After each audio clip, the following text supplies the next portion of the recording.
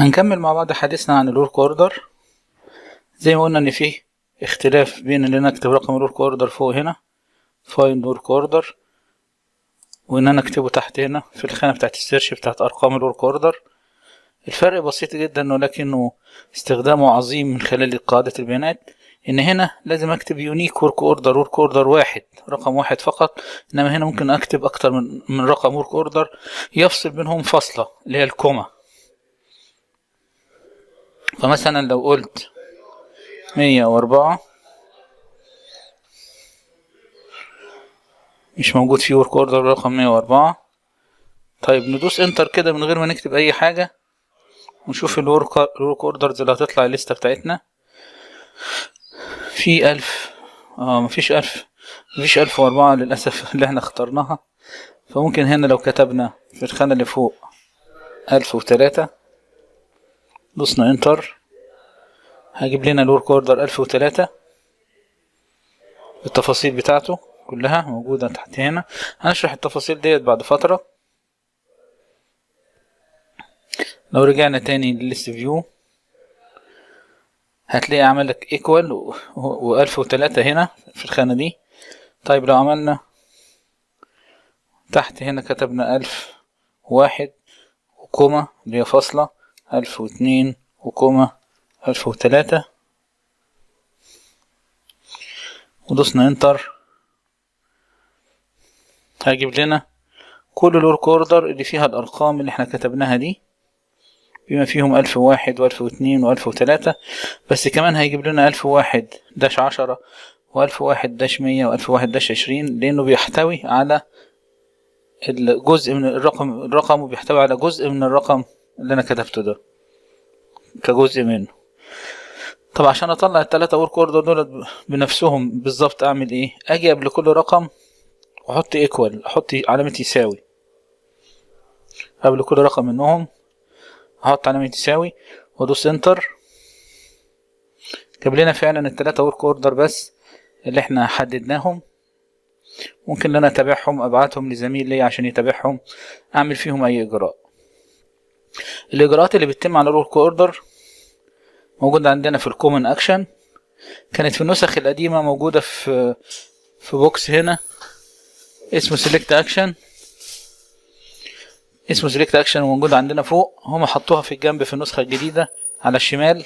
الكومن اكشن اللي هي العمليات الشهيرة زي نيو ورك اوردر، اعمل ورك اوردر جديد، اغير الستيتس الحالة بتاعت الورك اوردر، تشينج ستيتس، سيلكت اونر، احدد المسؤول عن الورك اوردر، تيك اونر شيب، كريت كي بي اي، اعمل كيري بيرفورمانس انديكيتور، ابروف للورك اوردر، انيشيت للورك اوردر، اعمل ان بروجريس.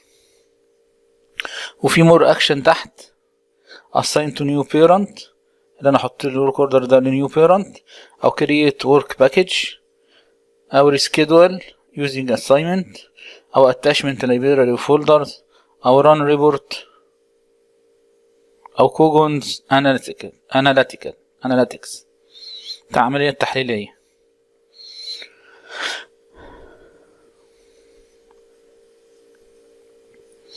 لو اخترنا اي ورك اوردر من اللي احنا فاتحينه وعملنا له سيلكت ودوسنا على الرقم هيفتح لنا التفاصيل بتاعت الورك اوردر. النت بطيء شوية عندنا. فتح التفاصيل بتاعت الورك اوردر، تلاقي الرقم بتاع الورك اوردر هنا، وبعدين الديسكريبشن بتاعه الورك اوردر ده خاص بايه، وبعدين اللوكيشن، وبعدين الاسيت الاكويبمنت او المعدة اللي موجودة في اللوكيشن ده الرقم بتاعها، البيرنت ورك اوردر بتاعه رقم البيرنت. الحاجات اللي تحت دي كلها فاضية لأنها ما بتستخدمش إلا في نطاق محدود. احنا هنتكلم عن الحاجة الكومون أو اللي بتستخدم بصورة كبيرة. السايت بيدفورد، الكلاس ورك اوردر، التايب كان سي ام وهنتكلم عن التايب بتاع الورك اوردر بالتفصيل. يجي الاكونت التحميل الحسابي، الستاتس بتاعته ان بروجريس، والستاتس دي تاريخ تغيير الستاتس ديت كان 1/1/99. الجوب بلان اللي موجودة جوه الورك اوردر، تفاصيل العمل او خطة العمل. اللوكيشن والاسيت بريوريتي 4، البريوريتي 5، وهنتكلم عن البريوريتي بالتفصيل ان شاء الله. سكيدولينج انفورميشن ضموها هنا في تارجت ستارت، تارجت فينيش، في تارجت ستارت وفي اكشوال ستارت، في تارجت فينيش وفي اكشوال فينيش. كل ديت هنتكلم عليها بالتفصيل. سكيدول ستارت، سكيدول فينيش. الديوريشن بتاع الورك اوردر 4 ساعات، وده مجموع التايم او الديوريشن اللي موجوده في الجوب بلان هنا، مجموع جوه الجوب بلان نفسها هنشوفها بالتفصيل. ريبورتد باي، مين اللي عمل الورك اوردر وعمله تاريخ امتى بالظبط والساعه كام، ريبورتد ديت، والتليفون ان كان التليفون بتاعه موجود. السوبرفايزر بتاع توم ديلر ده سويلسون، اسامي غريبه شويه. لو عايزين نروح للورك اوردر اللي بعديه، قلنا من السهم اللي فوق ده يديك نيكست ورك اوردر، فلو جبنا كده هيجيب لنا 1002، في واحد كمان 1003.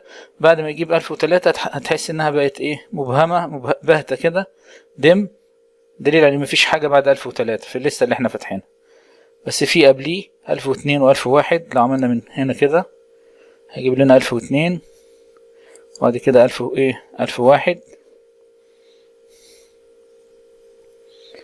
لو عايزين نغير الستيتس في تشينج ستيتس، بدل ان بروجريس مثلا نعمله كومبليت من هنا من تشينج ستيتس. بس خلينا في الاول نشرح ازاي طرق السيرش والبحث عن الورك اوردرز. هنرجع للليست فيو تاني،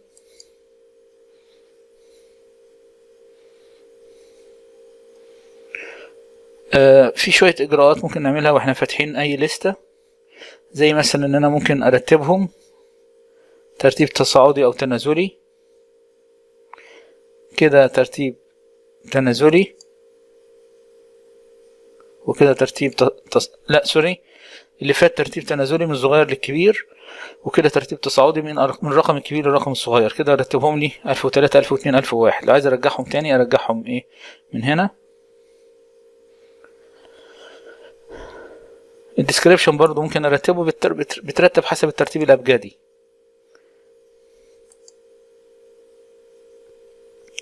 زي ما احنا مرتبين هنا. ممكن ارتب باللوكيشن، يرتب لي برضو البي وراها البي برضو قبل الاس. ممكن ارتب بالستيتس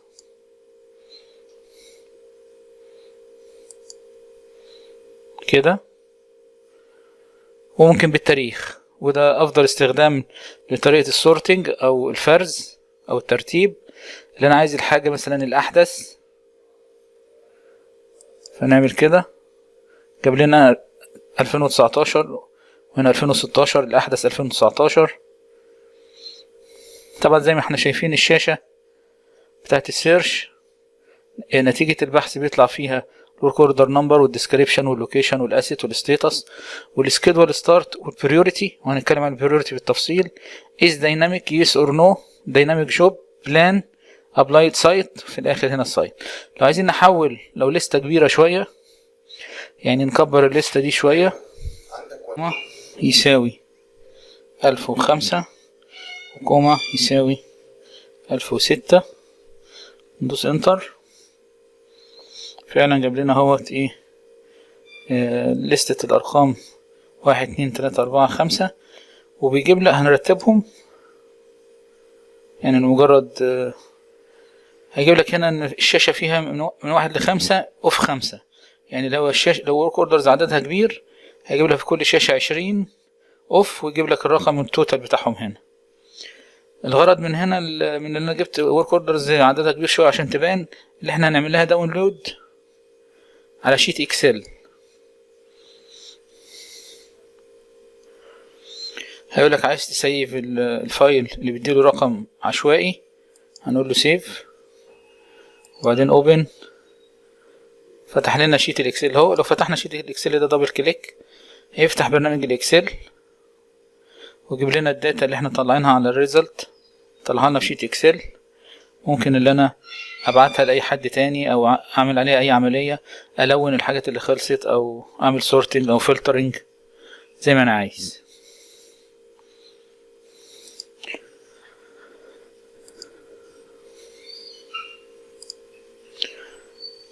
هنزود الليستة عشان اوريلكم موضوع الارقام. ده بيجيب لك الرو نيكست رو، يعني ينقلك للسطر اللي بعده اهو. العلامة اللبني دي، الخط ده لبني شوية، نقله في الخط اللي بعده.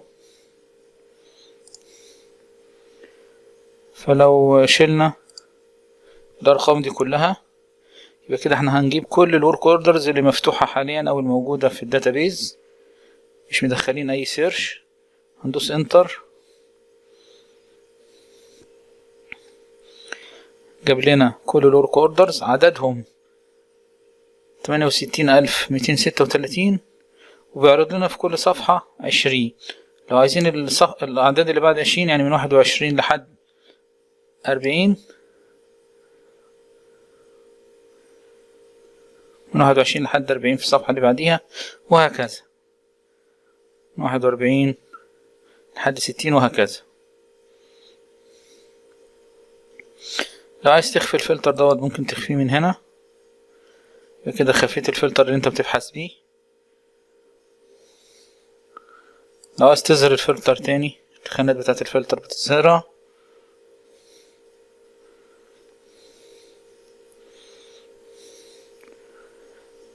دوت قلنا عشان يجيب لك الصفحة اللي قبليها.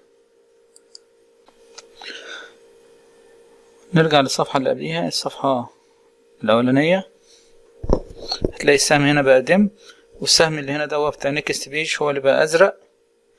ده ينقلك سطر لتحت، وده ينقلك سطر لفوق.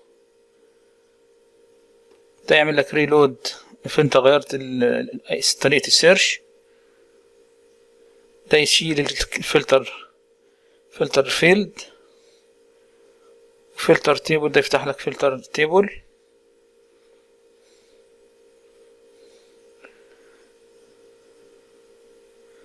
في كويك سيرش منيو، دي بنستخدم فيها البحث بالSQL statement اللي هي server query language، ندخلها في الهيبر كلاوس.